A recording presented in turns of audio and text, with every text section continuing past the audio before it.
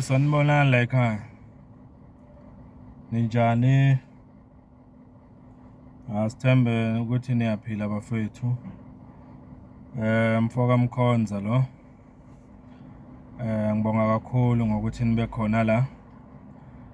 Ngiphinde welcome ngokukhethekile all the new subscribers of this channel. Nabo bonke abasubscribile ebesinabo sonke lesikhathi kule channel. Ngiphinde ngibonge nabo bonke abaviewer ama videos wami bengaka subscribe. Nabo ngiyababonga kakhulu. Siyethemba ukuthi ngelinye ilanga they'll do the right thing and subscribe to this channel. Please do subscribe because this is your home. This is where we discuss izinto ezisithintayo. This is where sibonisana about life in general. So ngiyanibonga kakhulu bafethu. Ngiyanicela ukuthi nisubscribe to this channel. I promise ukuthi i-content esizoba nayo la izosisiza kakhulu ukuthi sibe abantu abakhonayo ukuthi baboniseke into ezithile ukuthi mhlambe sidinga ukuboniswa kuzo nokuthi nje si-engage about izinto ezenzeka eMzansi siveze imbono yethu. So ngiyabonga kakhulu, ngiyanicela ukuthi nisubscribe. Kule feature ke le okuyi feature esanda kuyiqala ethi my special message to you, noma umlayezo wami oza kuwe. Namhlanje bengifisa ukukhuluma nje nathi njengamadoda. Ngifisa ukukhuluma nathi njengamadoda ukuthi yini okufanele siyibheke ngendlela esidila ngayo nabantu besifazane. Okungenzeka ukuthi mhlawumbe igcina ibenze bahluleke ukusinika le respect nale noma le nhlonipho esiyilindele kubo. Yini thina mhlawumbe singayenza ikakhulukazi nje ngizothinta ikakhulukazi endabeni yamadoda aku-serious relationship. Mangikhuluma nge-serious relationship ngikhuluma ngamadoda ukuthi ano-partner athandana nawo isikhathi esithile. Kungenzeka mhlambe bashadile, mhlambe noma bengashadile, mhlambe kodwa balobolene, noma bengalobolananga ke kodwa mhlambe ba-engaged, bathembisene umshado nokuthathana, noma ke mhlambe nje baku relationship nje ukuthi bayathandana banezingane. Yiwo ke mina lawo engwaregada njengama serious relationship because ikhona ivumelwano enizenzile. So bengifisa ukukhuluma nabantu abanjalo kabangamadoda abakuleso simo noma kuleyo relationship ekanjalo. Ngizoba mfishane ngeke ngibe mude kule video. Ngifisa ukwenza isibonelo ngento engiye ngiyibuke mhlambe einhlelweni ezifana nohlelo oluhle nengilithandayo olwethulwa ubaba uMseleku elithi umnakwethu. Sengiye ngalibuka ngacabanga lolu hlelo ngajula. Laphayana sibona izinsizwa zakithi zabantu abamnyama ezifuna ukuthatha isithembu. Ziya kubaba uMseleku zicela ukuthi ayisize ukuthi zithathe isithembu. Okuthi ke ziyabeka izinsizwa lapha izathu ezenza zifuna ukuthatha isithembu, zifuna ukukhulisa isibongo, ukwandisa umuzi njalo njalo. So bayibeka izathu zabo. Kodwa kunento engiye ngiphawule uma ngilalela ubaba uMseleku lapha ebuza imibuzo kubafowethu ukuthi lento abafuna ukuyenza ba serious kangakanani ngayo, noma yini benza ngempela ukuthi bafuna ukuthatha isithembu. Ngiye nginothise lapha ukuthi lamadoda afuna ukuthatha isithembu amanye wawo kuyezwakala futhi kuya-understandeka ukuthi cha, kuyezwakala lona uready hayi kodwa lona ngathi akekho ready mawulalela. Mhlambe engiye ngimbuke nje mina njengomfowethu wamkhonza ngithi yebo mfowethu ngiyamuzwa uyafisa ukusithatha isithembu kodwa ngendlela engizwa ngayo nengilalela ngayo ngibone ngathi akabi ready. Mhlawumbe uthola ukuthi usevele uhlala nomuntu wesifazane mhlawumbe wavela ekhabo umuntu wesifazane washiya okuthile wahambe ngumuntu ozobuya mhlawumbe ezoqedela noma wathumela inkomo noma izinkomo zokuyocela ukuthi ahlale naye noma walobola wangaqedi noma ngayibeka kanjani kodwa uthola ukuthi sowufuna kodwa ukuthatha umunye wesibili manje umfazi noma unkosikazi engakaqedi kulokuqala ivele ikhathaze lento ukuthi ngoba manje immediately uzwa lesizathu leso ukuthi ufuna ukuthatha kodwa lo munye anaye akamqedi noma usenaye nje kusekuningi amkolota kona okufanele ngabe ukwenzile kodwa akakwenzi kodwa azowuthatha wesibili.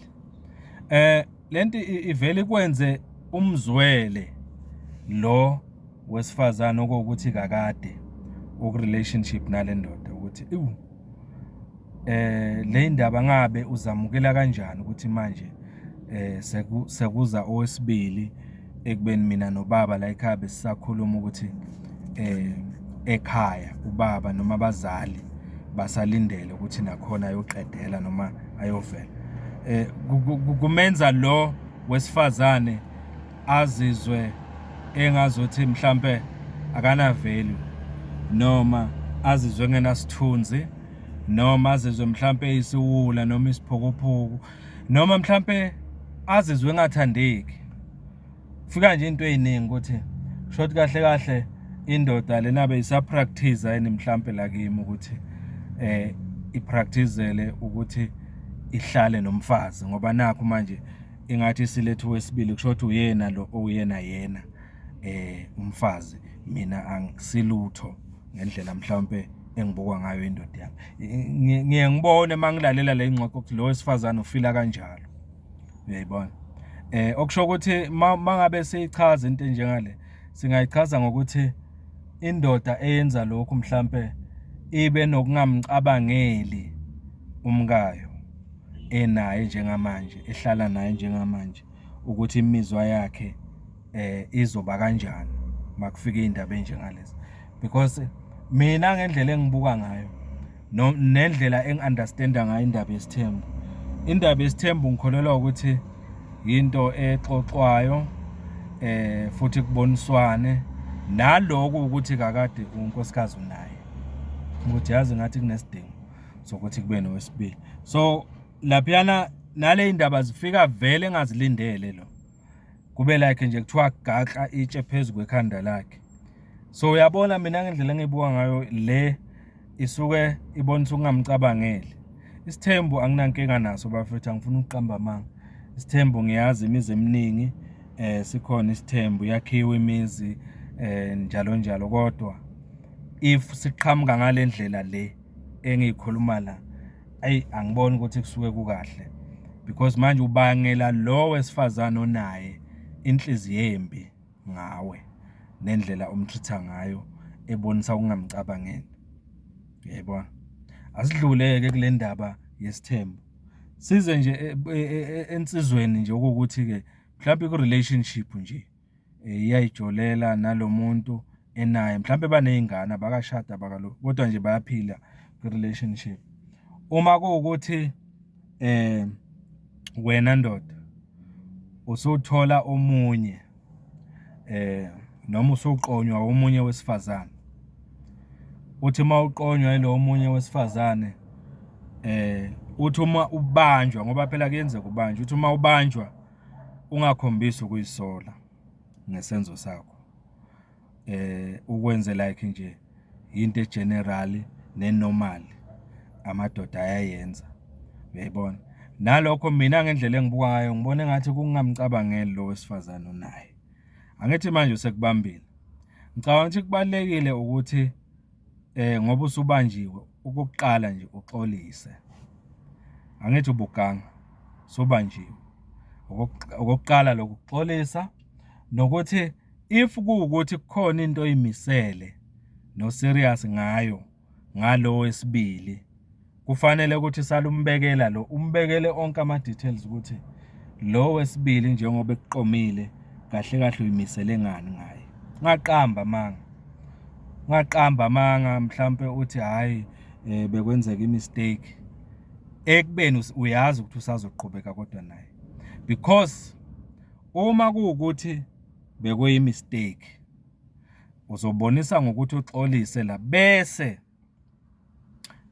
lo nkosikazi wakho noma le ntombi yakho nayo la kube iyona manje driver i-decision yakho yokuthi wenza njani ngaloya wesibili.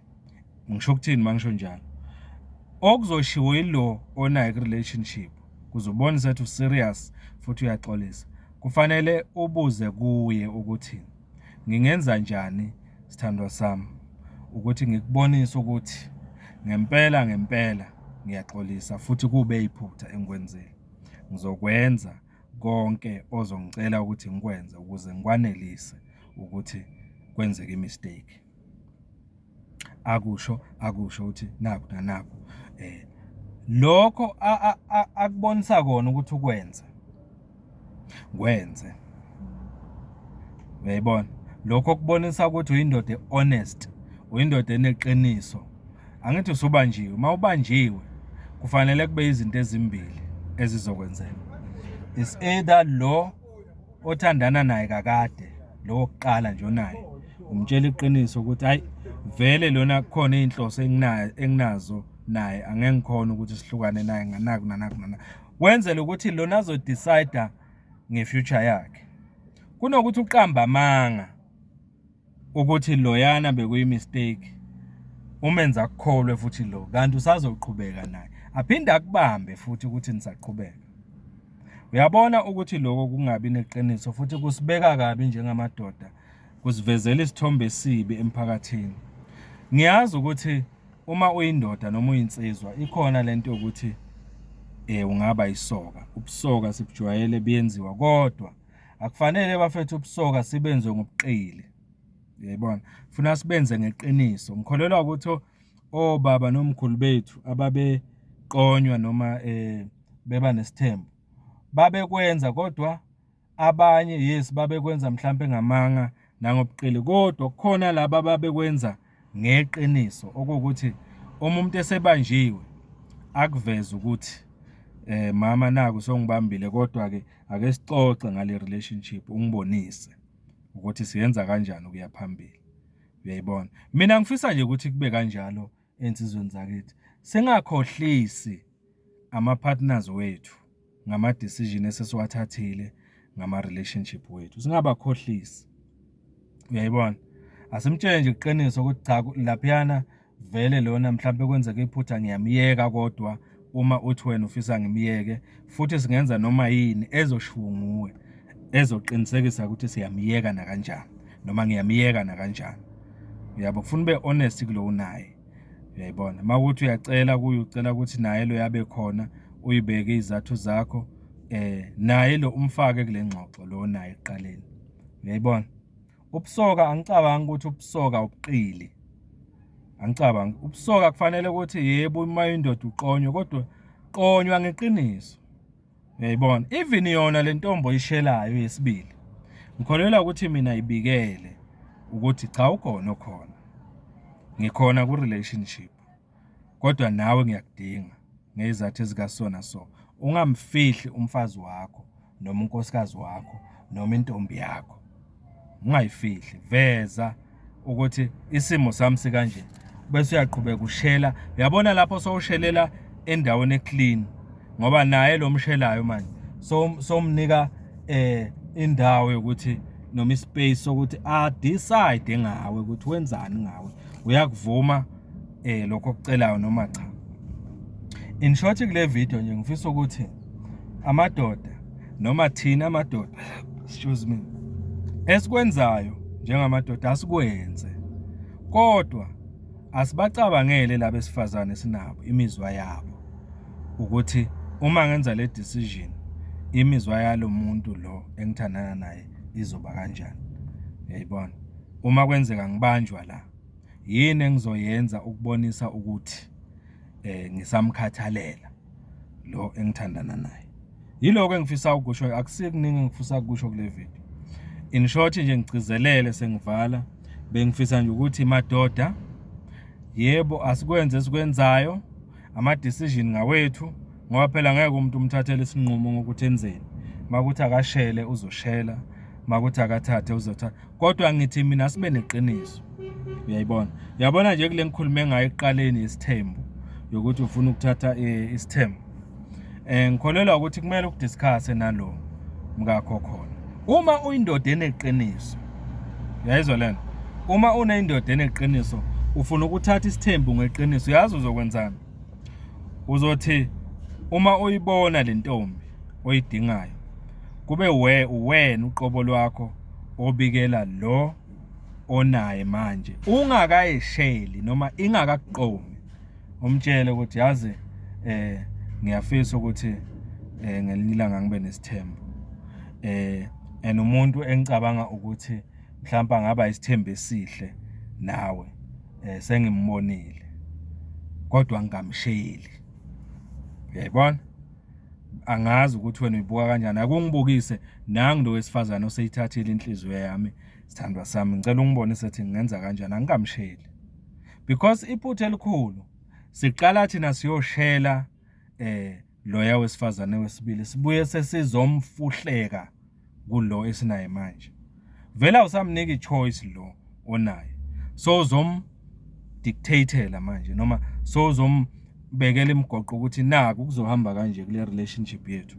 Lo sengimlethile vele la kwe relationship yethu. Short wenze i-decision wedwa, ungacabanganga ngemizwa yalo ukuthi uzofila kanjani. Ngoba manje so yaphoqeleka ukuthi amvume noma ngamvume ngoba sumlethile.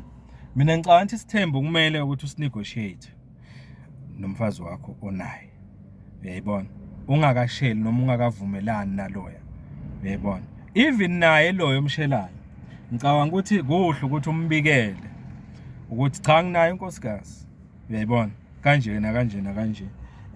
Kodwa nawe ngiyakudinga. Uyayibona? Kodwa lokumshela kwakho lo wesibili umshela vele usuyakhuluma nalo onaye kakade ukuthi kunanayo intombi engicabangelayo kanje. Ukhulume futhi iqiniso uma sekukhona oke wakusho kuyo. Uyayibona? Ukuthi uyayifuna nayo ibe relation. In short nje encourage honesty emadodeni. Uyayibona? Ngichaza kule video ukuthi ubusoka akusiyo into esingayazi, siyayazi futhi sijwayele. Uyayibona? Kodwa kuhle ukuthi siyenze lento ngeqiniso. Uyayibona? Singadeleli abantu esike relationship nabo, ikakhulukazi amakhosikazi noma labo abazazi noma abazithatha njengamakhosikazi wethu, noma abantu abazithatha njengabantu abaku relationship yethu noma ngeqiniso basothandweni nathi. Yilabo kufanele siba respect. Yiloko nje bafethu, asibahlonipheni abantu besifazane uma kuze endabeni yokuqonywa umuntu wesibili noma wesithathu noma wesingaka. Kodwa nje asibonise ukuhlonipha lo esinaye kakade ngeenqumo esizenzayo. Honesty. Asibe honest bafethu. Yiloko mina engufisayo. Uyabona nje, ngiyabuka nje ubaba uMseleki for example kule yesithembu. Ngeke ngimbuke lapha kuThando nesithembu ukuthi cha. Buka abafazi bakhe noma amakhosikazi akhe. Abonakala isikhathi esiningi behlala bejabulile. Yebo akukho lula ukuthi kulethwe umuntu omusha empilweni yakho usemdlelwaneni nendoda. Kodwa uyabona ukuthi ngendlela ubaba uMseleki abahlonipha ngayo, nendlela negotiate ngayo nabo uma efuna ukuqonywa omunye umuntu. I-respect. Ubonisa i-respect, ubonisa nokuba honest. Mawuyindoda kufanele ube kanjalo. Asali ukuthi niqonywe madoda, kodwa qonywa ngokuba honest, ube neqiniso. Ukwenza ukuthi ube nesithunzi njengendoda, uqhubeke uhlonishwa abantu besifazane noma umuntu wesifazane onaye. Yilokho nje sengivalile ke kule video. ngicela sixoxa ngalokho ukuthi nina nibuka kanjani. Please subscribe, share and comment. Umfoka Mkhonza lo, ngiyabonga.